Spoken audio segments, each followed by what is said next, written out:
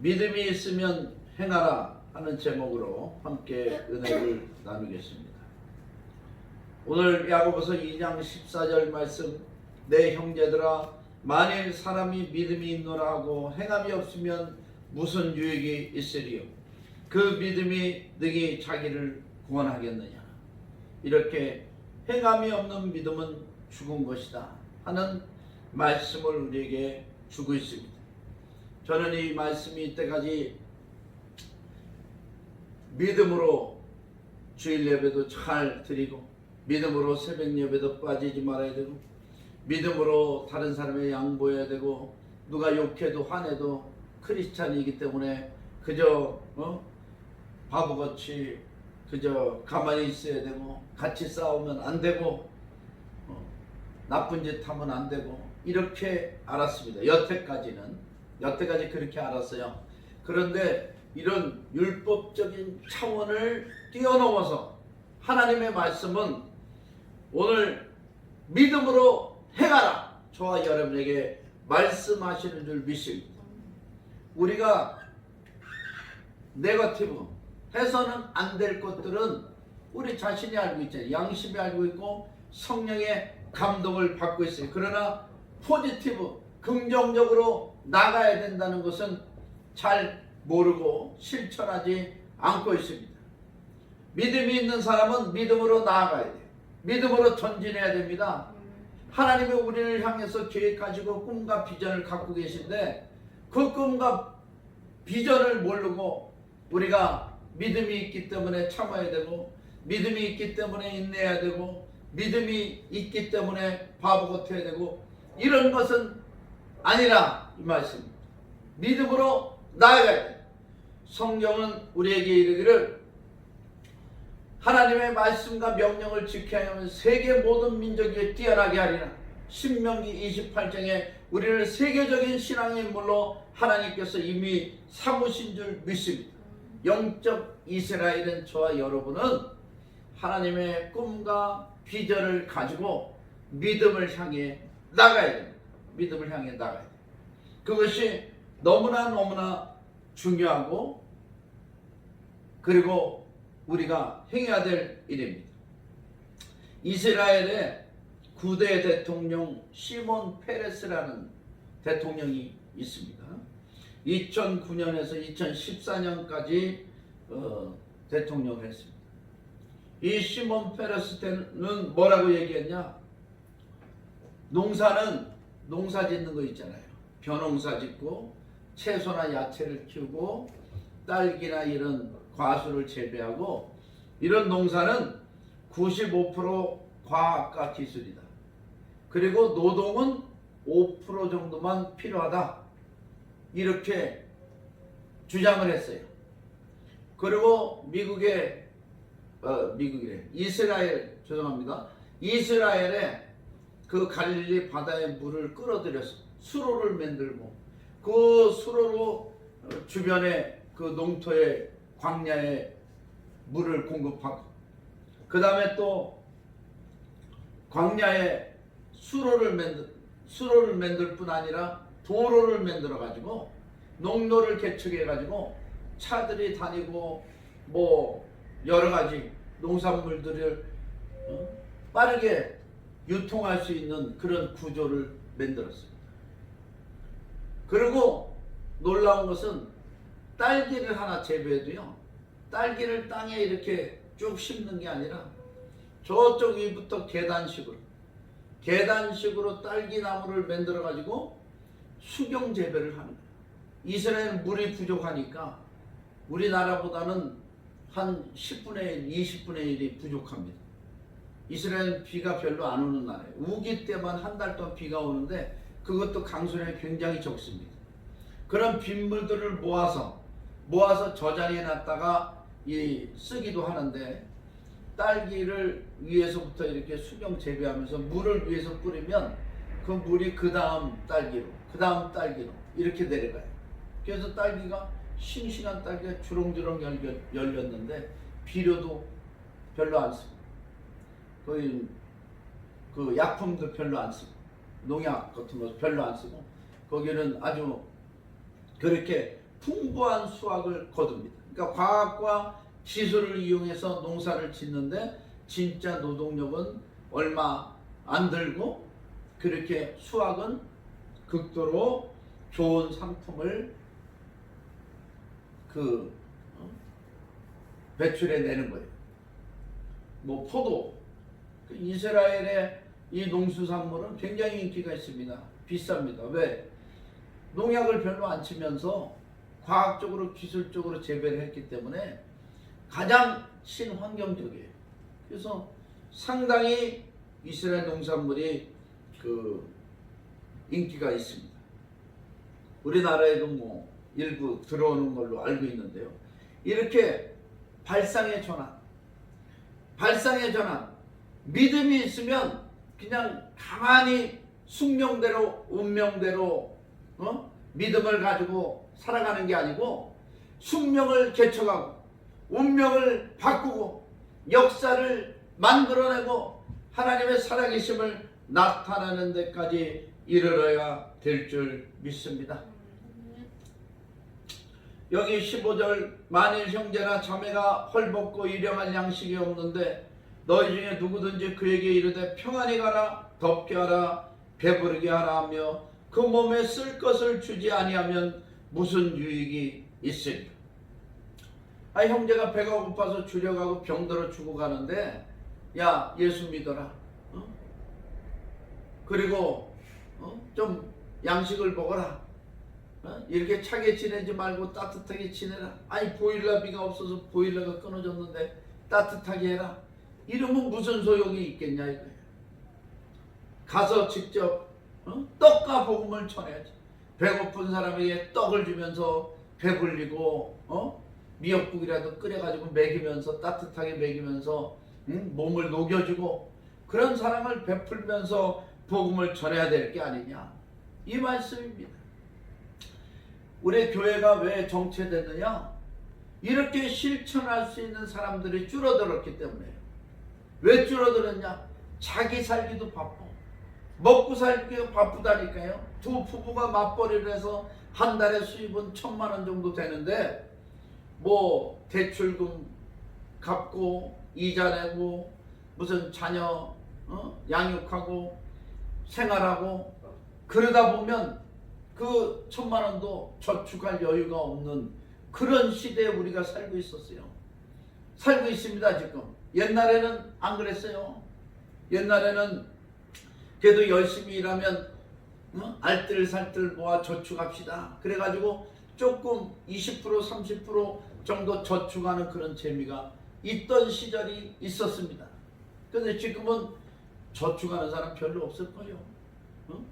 남들하고 비교해서 꿀리면 안 되기 때문에 좋은 차도 사야 되고 집에 좋은 장식품들도 갖다 놔야 되고 그 다음에 좋은 옷도 입어야 되고 이러다 보니까 삶이 각박해져서 이런 배고픈 자들에게 목마른 자들에게 떡과 복음을 전할 수 있는 인력이 그런 믿음이 그런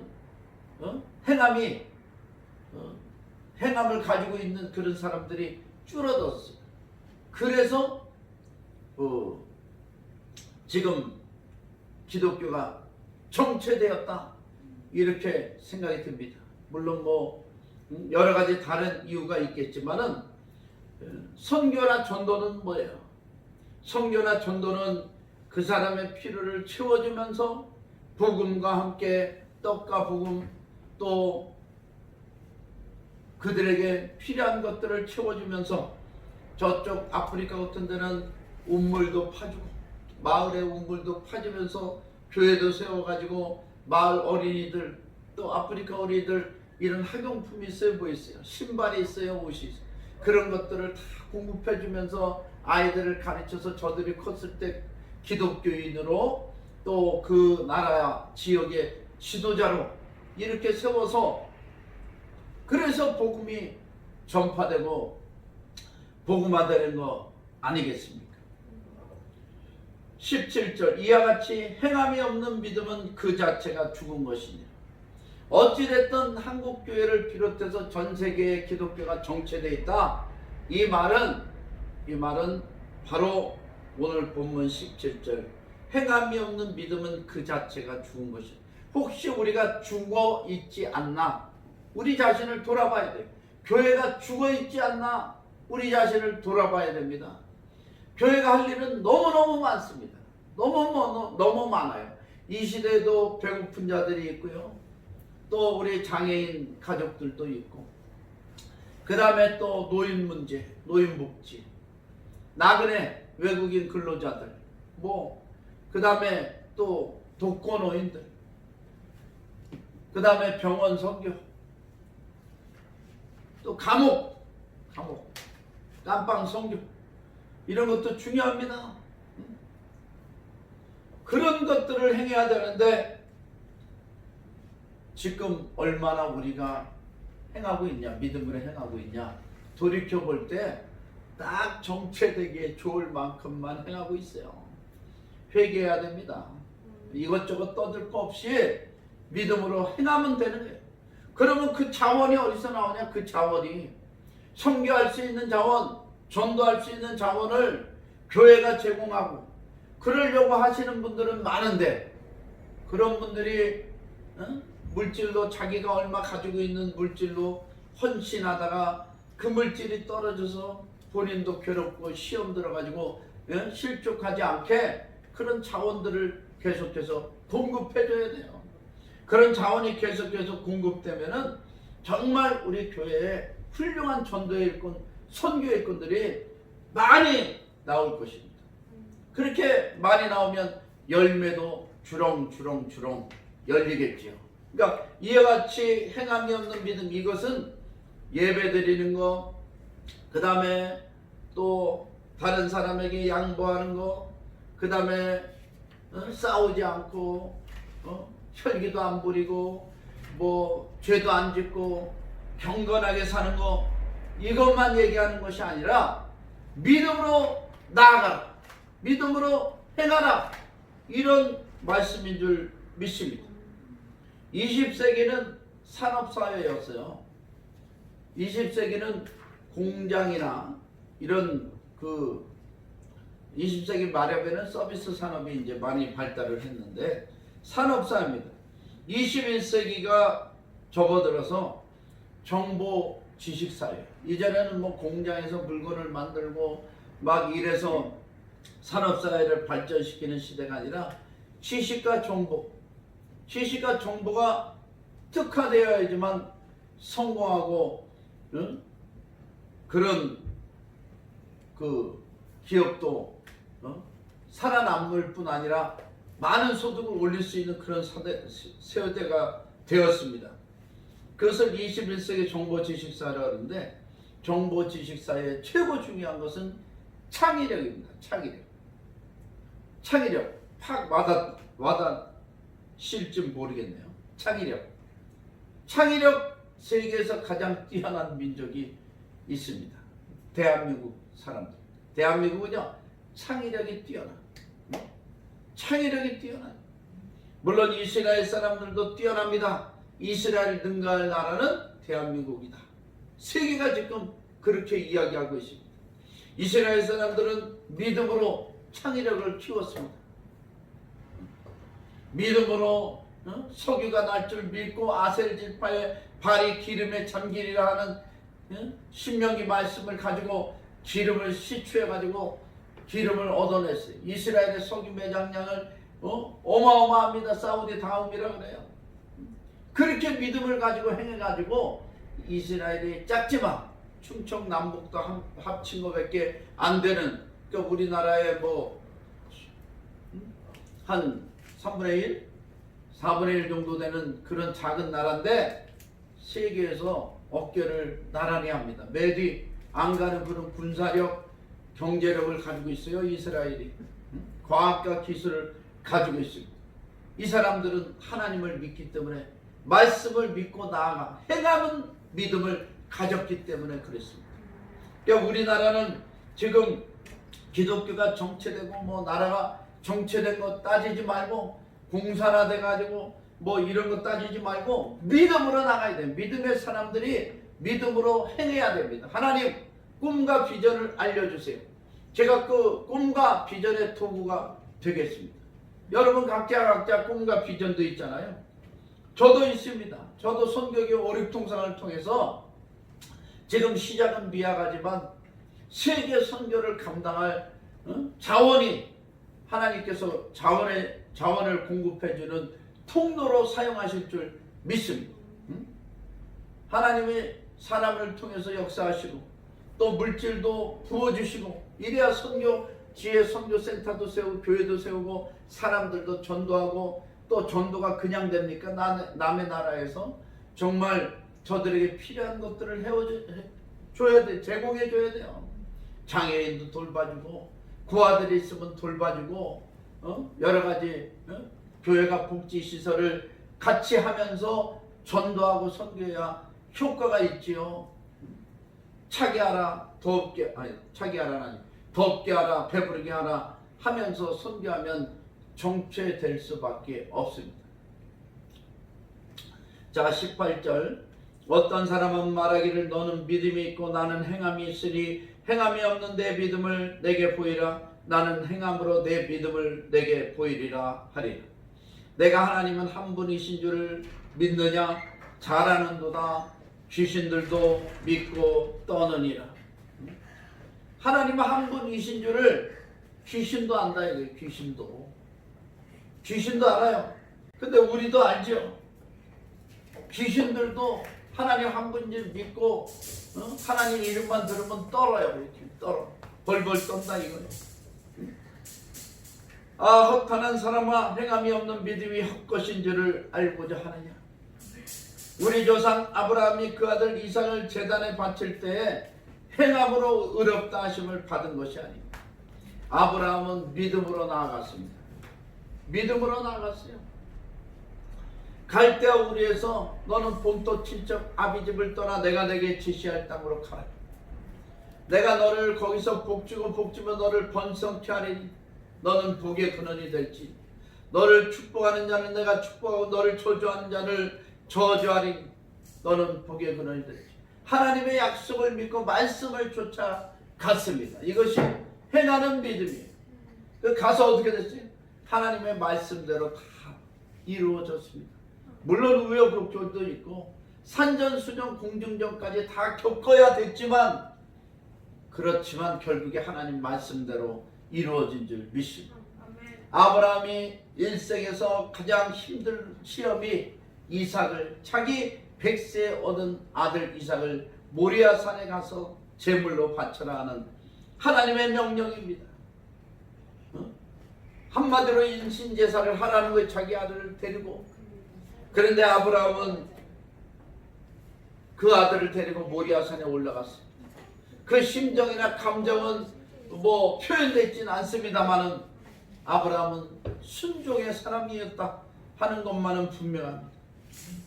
자기 아들을 결박하고 칼로 그 아들을 잡으려 할 때 천사가 그 팔을 붙들고 소리가 나기를 아브라함아 내 아들 이삭에 손대지 말라.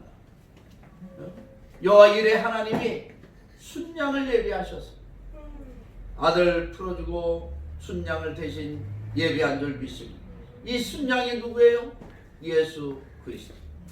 예수 그리스도가 이미 준비되어 있습니다. 여호와 이레는 준비되어 있고 아브라함의 믿음만 테스트하는 거예요. 왜 테스트하시냐? 하나님이 더 큰 복을 주시려고, 믿음의 조상으로 삼으시려고, 믿음의 조상으로 삼으려고 아무나 감당할 수 없는 시험을 아브라함에게 허락한 것입니다. 그래서 이 아브라함이 순종했기 때문에, 순종이라는 게 행함이잖아요. 순종했기 때문에 믿음의 조상이 된 줄 믿습니다. 그러니까 저와 여러분도 내가 인생에 힘들고 어려운 일이 있다, 내가 참 견디기 힘든 그런 과정이 있다, 그러시면 감사하십시오.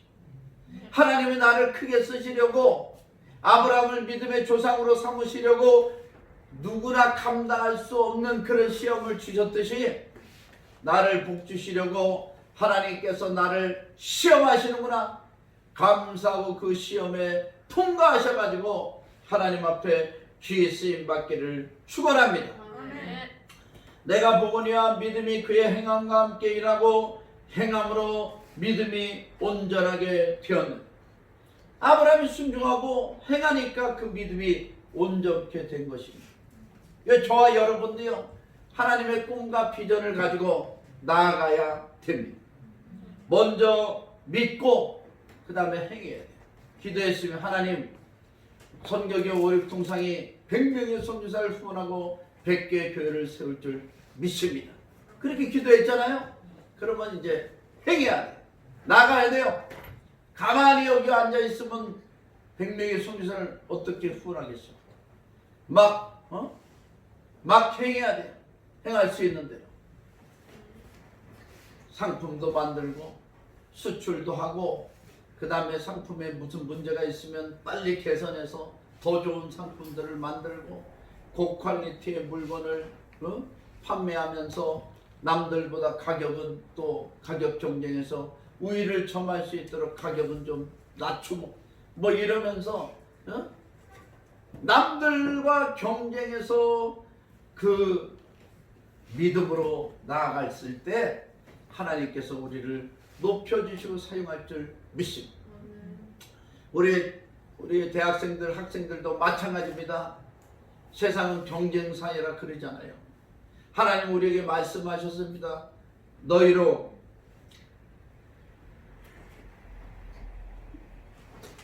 머리가 될지언정 꼬리가 되지 않게 하시고 위에 있게 하시고 아래로 내려가지 않게 하시고 구워주고 나눠주고 베푸는 자가 되게 하겠다. 이게 하나님 말씀입니다.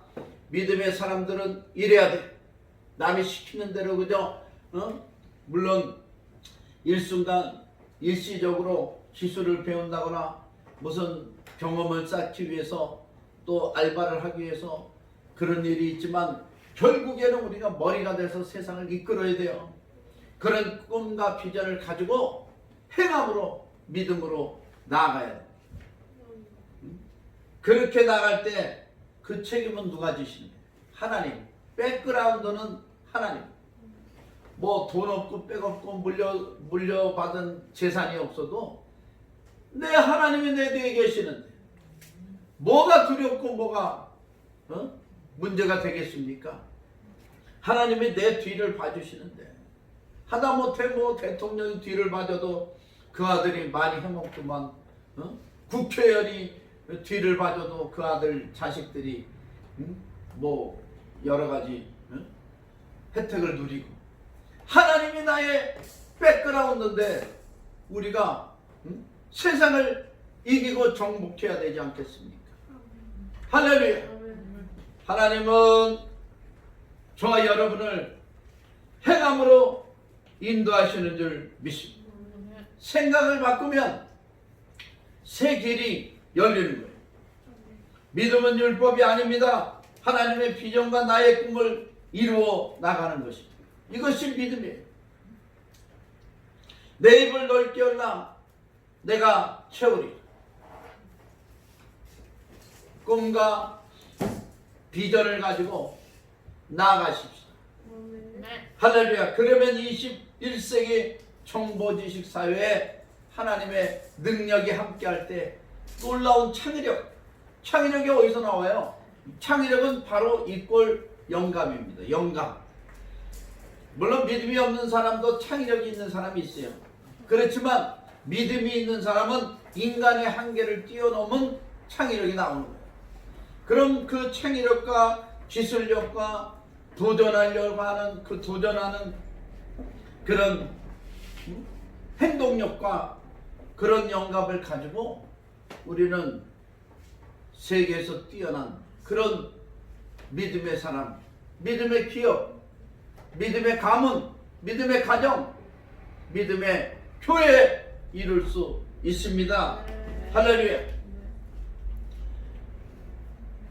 이에 성경에 이른 바 아브라함이 하나님을 믿으니 이것을 의로 여기셨다는 말씀을 이루어줬고 그는 하나님의 보시라 칭함을 받았나니 이로 보건대 사람이 행함으로 의롭다 하심을 받고 믿음으로만은 아니니라.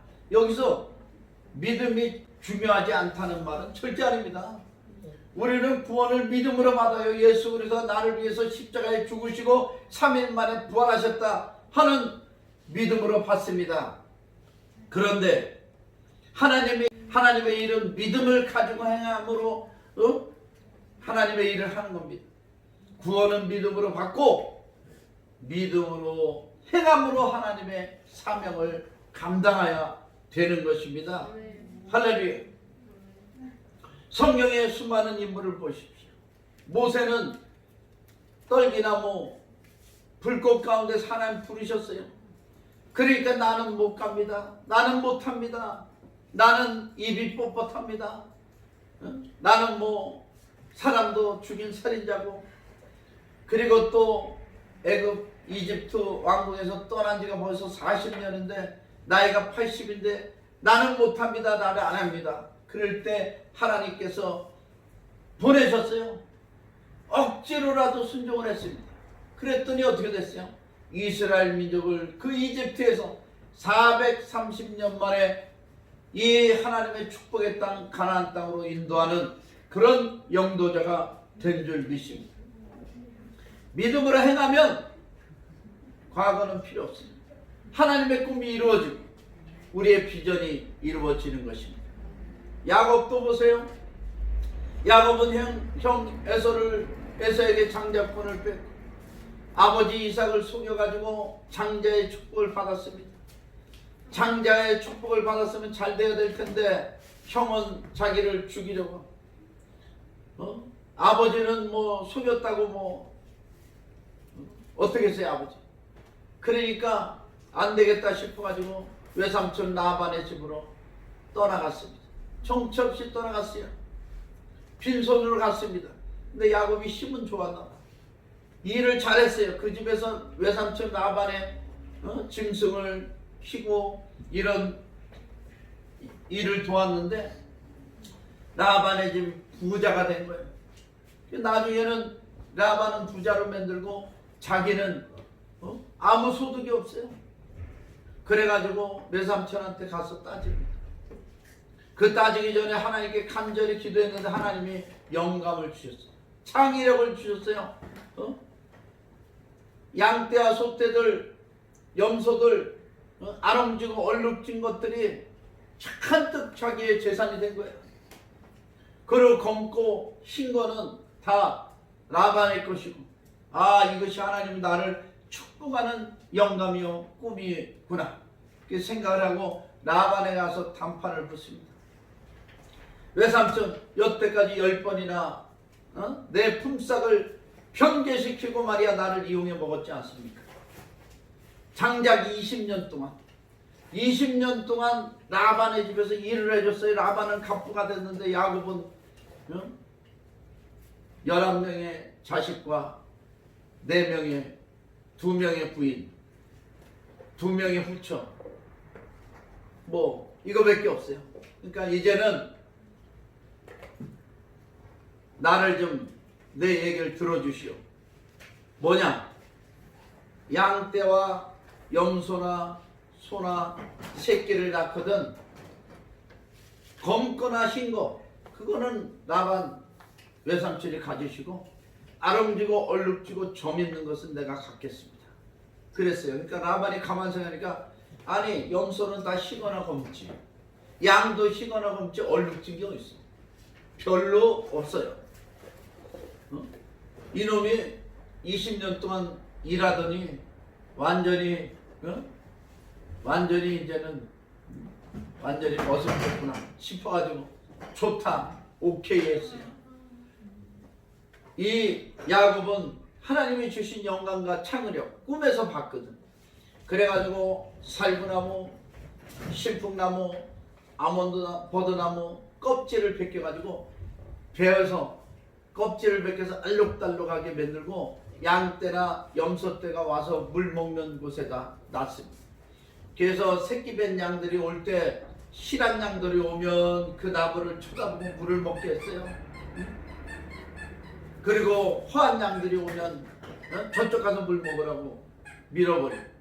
그런데 새끼를 낳는데 놀랍게도 염소는 까맣고 하얘야 되는데 얼룩짐이 나와.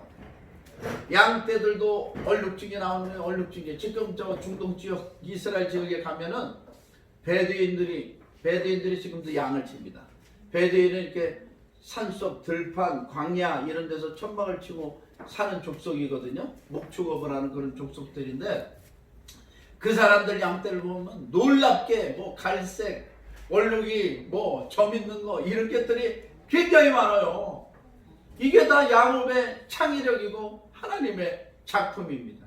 하나님이 믿음의 사람을 복주시려니까 법도 바꿉니다. 법도 바꿔 유리하게. 그 다음에 하나님 복주시려니까 이 유전학적인 역사도 바꾸는 거야. 바꾸는 거야. 그래서 양떼, 염소, 뭐 속떼 이런 게 새끼를 낳는데요. 안 움직이고 얼룩진 것이 막 나오는 거예요. 아마 젖소가 그때부터 나오지 않았나. 점 있잖아요. 얼룩이잖아요. 응? 우리가 정육개에서 한우라고 사먹는 건 거진다 젖소. 한우라고 먹는 거. 근데 뭐 상관없죠. 얼룩. 누렁이가 아니라도. 그래도 한국에서 풀 먹고 자랐으니까. 어? 자, 그래가지고 야곱이 갑부가 됐어요. 라반을 떠날 때 큰 떼로 두 떼, 세 떼 되는 그런 거부가 돼서 떠나게 되었습니다. 할렐루야. 이것이 하나님 창의적인 작품이에요. 우리도 이렇게 믿음으로 행해야 됩니다. 없는 거, 아유 아버지가 뭘 줬어. 뭐 나는 가진 게 없어가지고 이렇게 생각하지 마시고 꿈을 가지고 비전을 가지고 창의력을 가지고 기도하면서 나아갔어요. 믿음을. 오늘 행함이 없는 믿음은 죽은 믿음이라 하는 것은 믿음을 가지고 나가지 않으면 죽는다. 믿음을 가지고 나가라. 그러면 산다. 성공한다. 승리한다. 하는 말씀인 줄 믿습니다. 또 이와 같이 25절 기생라합이 사자들을 접대하여 다른 길로 나가게 할 때에 행함으로 의롭다 하심을 받은 것이 아니고 기생라합은 여리고의 기생이었습니다.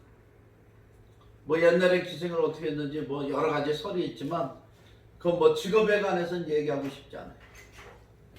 여호수아 군대가 이스라엘이 싸움을 해야 되는 첫 성이 바로 여리고입니다.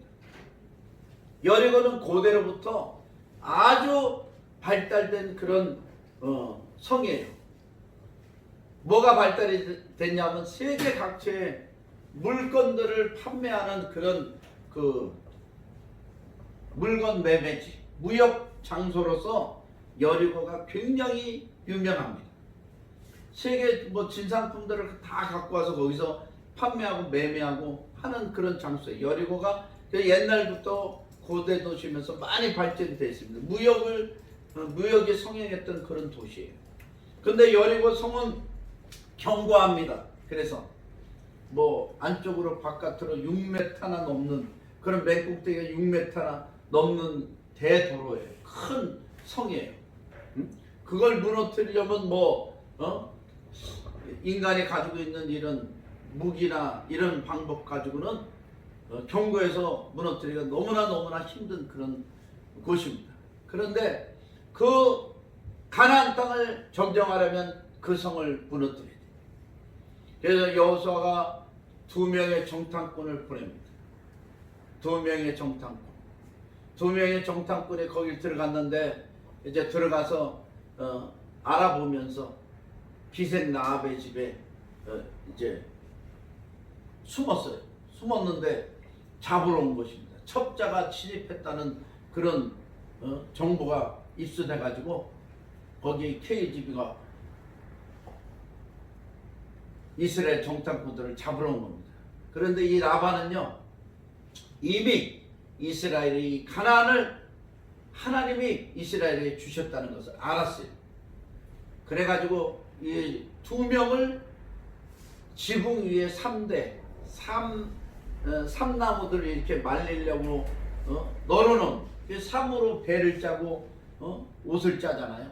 그 3대 그 사이에다가 2명의 정탐꾼을 씁니다.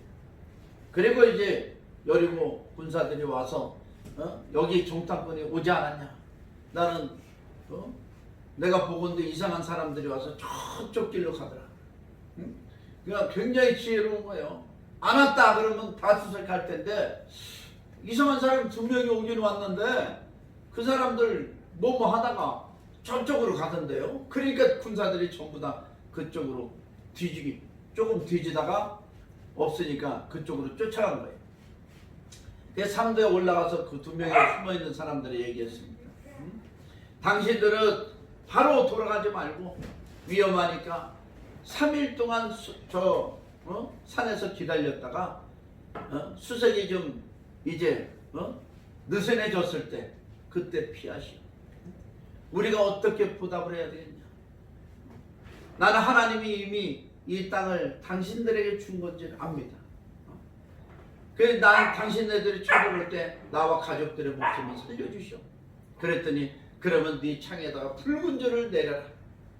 그 붉은 줄을 내리고 네 식솔들을 모아가지고 하나도 밖에 나가지 마라. 그러면 구원을 받을 것이다. 그리고 이제 2명의 정탐꾼이 그 라합의 지혜대로 창의력대로 산에서 숨어있다가 돌아왔어요.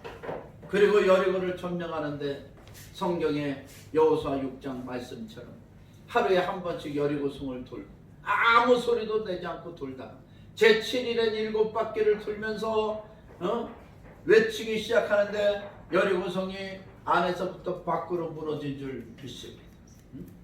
그리고 가서 점령하는데 약속대로 붉은 줄이 드려지고 예수님의 보혈이 흐르게 한 그 라합과 가족들은 살아난 줄 믿습니다. 그리고 그 라합이 그때 당시 유다 지파의 정탐꾼이었던 살몬과 같이 결혼을 해서 다윗이 그 자손이 다윗이 나오고 예수 그리스도가 나오는 역사가 일어난 것입니다. 할렐루야. 꿈을 가지고 창의력을 가지고 비전을 가지고 나아가십시오. 오늘 마지막 절 26절 영혼 없는 몸이 죽은 것 같이 행함이 없는 믿음은 죽은 것이니 율법적으로 생각하지 마세요.